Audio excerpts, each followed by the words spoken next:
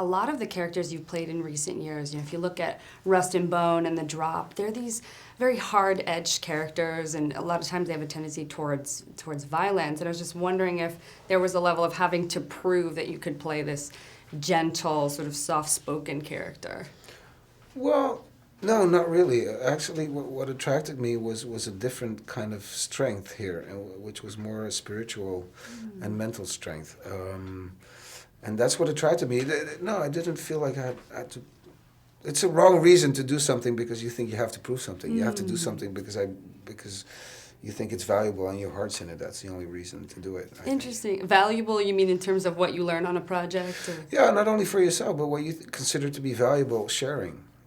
And when I read the screenplay, I was like, wow, this guy, whew, I'd love to be like him. And he's an interesting character to identify or mirror yourself with.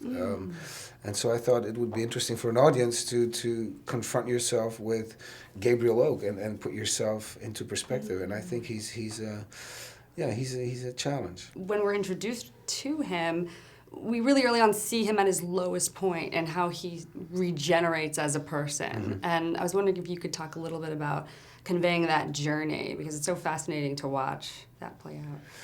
Well, yeah, by the beginning of the film, he loses everything that he ever worked for, which is quite a lot.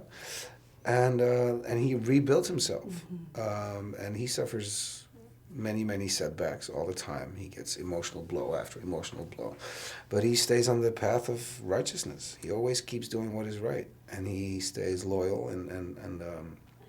and honest, and he's and remains selfless, which is not, which is admirable, as you said it, in those circumstances. Sure, he definitely has a degree of resilience, and I was wondering, in preparing for the role, did you construct a reason for why he was so noble in comparison to a lot of the things around him?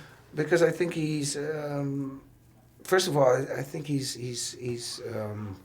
in touch with nature, and that affects his being. But second of all, I think he always sees things in a greater perspective, so to speak, and that allows him to not get caught up in contextual feelings or temporary frustrations and stuff. Well, what I love, of course, at the heart of this film is his relationship with Carey Mulligan's character Bathsheba, and how he sort of, throughout all of these different decisions that she makes, he stands by. You can tell he's sort of waiting for the moment when they can actually be together. Yeah, but I think at some point he even abandons the idea of because he accepts that she's on another journey, and he's not. Of course, it doesn't mean he doesn't hope for it to happen, but I think at some point he really abandoned the idea of it ever happening, and he's fine with that, and he'll still be a loyal friend,